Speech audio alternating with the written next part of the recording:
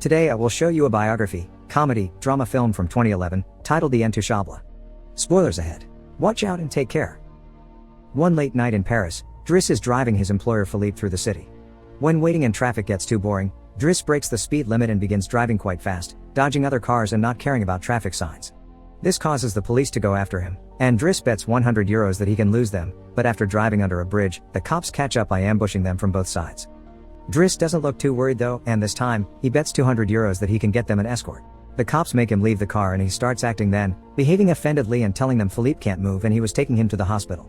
The officers find proof of this when they find the wheelchair in the truck and, when approaching Philippe, they see him convulsing, which is also an act. Seeing as it's an emergency, the cops forgive Driss for breaking the speed limit and offer themselves as escorts on his way to the hospital. To celebrate winning the bet, Driss plays September by Earth, Wind and Fire, and when they arrive at their destination, he shares a smoke with Philippe as soon as the cops are gone. Driss promises he'll handle it and drives them away just before the hospital staff could find them. This friendship began many months ago.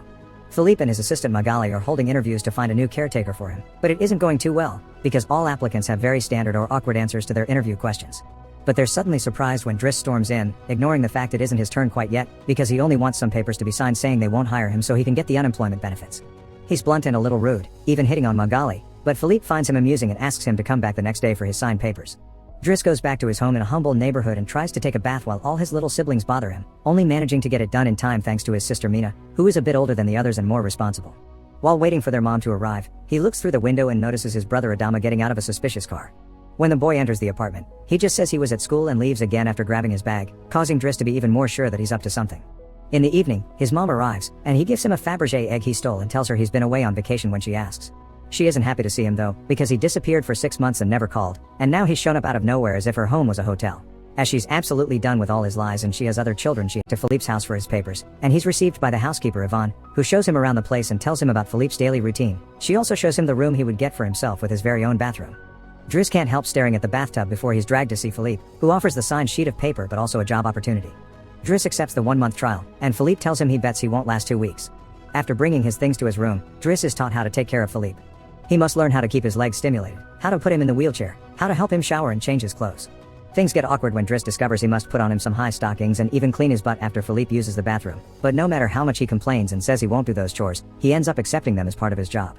Later in the evening, while he's enjoying a snack on the roof, he's interrupted by Philippe's daughter Elisa and her boyfriend Bastien, who are looking for a private place to make out, and he kicks them both out after refusing to share his beer. Driss quickly gets used to the daily routine with Philippe, even if at first he does make some mistakes he learns from, like handing the phone to Philippe instead of putting it on his ear or forgetting the baby monitor while having a bath. He also learns to organize his mail and just for those instead of throwing them in the trash as Philippe says. It's not all work in this new life though. Driss still makes sure to have a good time, he keeps trying to hit on Magali to no avail, and sometimes calls escorts to join him in bed. One morning, after Yvonne comes to his room to scold him for being late, she finds some dangerous weapons in his bag, but she doesn't comment on them yet. Driss' work today is to drive Philippe around, but he refuses to put him in the back of a van as if he was cargo, so instead, he takes him on one of the fancy cars that don't see much use. Philippe, who first thinks this isn't suitable and says they should be pragmatic, is soon getting excited at the idea of a faster, less boring ride, although Yvonne still disapproves. When they try to leave the building, there's a neighbor parked at their entrance, ignoring the sign on the door that says it's forbidden. Driss wastes no time and goes after the guy, grabbing him by the front of his shirt and threatening him until he moves the car. Philippe is impressed by his actions, but Yvonne, once again, disapproves. The pair goes to a museum, where Philippe is planning to buy a piece of artwork that Driss considers not worth the money because it's just a red blotch on the canvas. Afterward, Philippe meets with a relative of his, who tells him everyone is worried about Driss since he can be violent. He's also discovered he has a criminal record, but Philippe doesn't care. He appreciates Driss because he doesn't pity him and doesn't mind joking around with him. After another failed attempt at hitting on Magali, Driss has dinner with Yvonne in the kitchen while listening to Philippe dictate a letter to Magali. Claiming it's a private Driss open. But he's never met Eleanor in person, their relationship is purely epistolary. Speaking of love, Driss teases Yvonne for the looks the gardener gives her all the time before going to bed. He's trying to sleep when he hears some weird sounds coming from the baby monitor. Philippe is having trouble breathing. Not being capable to ignore him even if he tries, Driss goes to his room and gently guides him through the attack with soothing words and a wet cloth to wipe his face. Philippe eventually falls asleep, only to wake up again moments later, saying he needs air. This time Driss doesn't hesitate. He puts Philippe on the wheelchair, covers him with blankets, and takes him out for a stroll by the river. This is the first time Philippe has seen Paris at night in a long time, and now he's more relaxed. He explains to Driss that the medicine can only do so much and he sometimes experiences phantom pain. When they see some girls walking by, Philippe also confesses he isn't capable of pleasuring a woman because of his situation, but he still can enjoy some satisfaction when he gets his ears massaged because they are sensitive zones. When the phantom pain threatens to appear again, Driss shares one of his joints with Philippe, who is skeptical at first but ends up loving it. Afterward, they go to a restaurant, where they joke around while sharing a meal, and Philippe decides to share more of his story. He met his wife when they were students, and shortly after they got married, she had 5 miscarriages and was diagnosed with an incurable, terminal illness.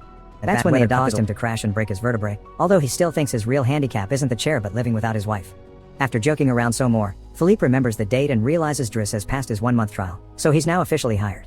But he needs to start by bringing back the Fabergé egg he stole because it was a gift from his wife. She would give him one every year, and he has exactly 25, matching their time together. The next day, Driss goes to talk to Mina when she's leaving school, who is a bit offended because he hasn't been answering her messages except to ask her to look for the egg. She also tells him about some cops that have been calling their home. Afterward, he visits Adama, who confesses he was found with 30 grams on him. Driss wants to take him to lunch, but Adama refuses and instead gets in the same suspicious car from before. Later on, Driss is allowed to be present while Philippe dictates his letter for Eleanor to Magali. He thinks this purple prose is very boring and that Philippe should be more direct. He's also baffled to hear that this has been going on for 6 months and they never exchanged pictures. When he finds her phone number on one of the letters, he takes it as a sign and calls her, obliging Philippe to take the phone and finally speak to her outside the written word. Their conversation goes so well, Philippe is now on the phone with her all the time, even right before he and Driss attend the opera, during which Driss laughs and makes fun of the costumes. The next day, Driss convinces Philippe to accept to exchange pictures with Eleanor and chooses one of him in the wheelchair. Afterward, while him when he wasn't quadriplegic. She hides the picture inside the escort file right before Driss burst in, complaining about Elisa and telling Philippe he needs to discipline her, something Yvonne agrees with. Philippe agrees to talk to her, but he's mostly surprised when Driss lets it slip that he's been painting. Days continue to pass, and the friendship between Philippe and Driss continues to grow. Driss takes him to play in the snow and brings him with him when he goes out for a run. Philippe gets him his first suit and scolds his daughter while Driss listens to him through the baby monitor. When Driss finishes his first painting, he shows it to Magali, who slaps him when he tries to kiss her. Philippe, however, likes the painting and promises he'll try to sell it. The two of them have a great time with each other, enjoying things like getting a faster car, sharing joints, and even hiring escorts together. When Philippe's birthday comes, he isn't very excited about it.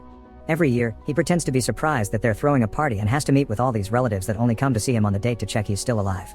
Philippe says it'll all be rather boring. While he and the guests enjoy some live classical music, Driss searches for Elisa, who is crying in her room after having taken some of Yvonne's pills, which won't kill her as she expected. The reason why she's sad is that Bastien broke up with her and called her a tart, so she asks Driss to talk to the boy, which he accepts to do for a price. Meanwhile, Philippe is showing Driss painting to his relative and manages to convince him to buy it for 11,000 euros. Driss goes back to the dining room and chats with Yvonne, who tells him Magali is in a relationship with someone named Fred, but things are rather rocky at the moment, giving Driss hope. As the party begins to die down, Philippe plays Boogie Wonderland by Earth, Wind and Fire before he starts dancing right in the middle of the floor.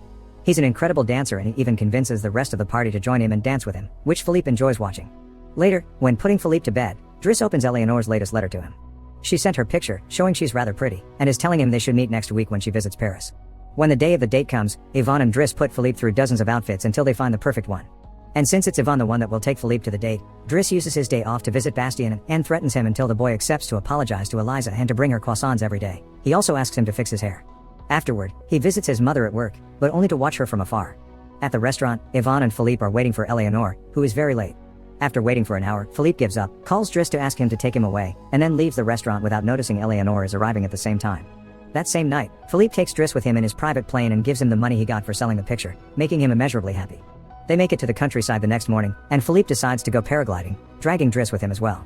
Driss doesn't want anything to do with it, but after initially freaking out, he ends up enjoying the experience. When they return home, Adama is there waiting for Driss and gets scolded when he sees the scars on his face. Adama will still not tell Driss what's happening in his life though, so Driss makes him wait in his room while he calls Mina to tell her doesn't want to talk about, but eventually gives in. It turns out Adama technically isn't his brother and his parents aren't actually his parents, they're his aunt and uncle. They fetched him from Senegal when he was 8 because they couldn't have kids, and his real name is Bakari Bassari, but because other kids had that name, they called him Idris, and that became Driss. One day, his aunt miraculously was able to conceive, and after his uncle died, there were other men and more kids as well. In the same way Driss had talked to him about Elisa, Philippe points out that Adama needs discipline, so he fires Driss so he can be there with his family because he can't spend his whole life taking care of an old man. The next morning, after Bastien has brought his daily croissant while wearing a better hairdo, Driss packs his bags and gets ready to go. Magali comes to say her goodbyes, and when Driss tries to hit on her one last time, Magali introduces him to his significant other Fred, which is short for Frédéric. Turns out Magali isn't interested in men, and Driss gives up on the spot. On his way out of the house, he gives the baby monitor back to Yvonne and teases her for having lied to him about Magali just to mess with him. In return, she gives him. Once outside, he finds a car once again blocking the entrance, so he asks him to move away even if he doesn't work there anymore. When Adama calls him out for it, Driss says it's a matter of principle. A few hours later, the two brothers go pick up their mother at the station while back at the house. Philippe is having his first dinner together with his new caretaker, who is stuffy and boring, and Philippe decides to leave him without even having a bite. Since Yvonne is out on a date with the gardener, nobody is there to scold him for it. As days pass, Driss goes back to his old life. He hangs out with his old friends again and tells the guys from the suspicious car not to bother Adama anymore. When he goes to an interview he doesn't have enough experience for, he manages to win over the employer by calling himself pragmatic and using all the art knowledge he acquired while working for Philippe. This lands him a job as a driver. Philippe continues to dislike his new caretaker and is in a constant bad mood. One night, he refuses anyone in the house to help him with his phantom pain, so Yvonne calls Driss and asks him to come over. That's how they find themselves in the situation from the beginning, with the cops chasing after them first and escorting them to the hospital later. After that little adventure, Driss drives Philippe to the coast, and the sight of the sea helps Philippe calm down. Sometime later, Driss takes care of Philippe's overgrown beard before taking him to a restaurant for lunch, but he doesn't stay, because someone else will be making Philippe company today. Driss wishes him luck and finally gives him back his egg before leaving, and Philippe starts worrying about being alone until he sees who his date is, Eleanor, who is delighted to see him and doesn't mind the chair at all. The real Count Philippe Pozzo di Borgo now lives in Morocco. He has remarried and has 2 daughters. The real Driss, actually called Abdel Yasmin Selou, has his own firm and is also married with 3 children. The 2 men continue to be very close friends to this day.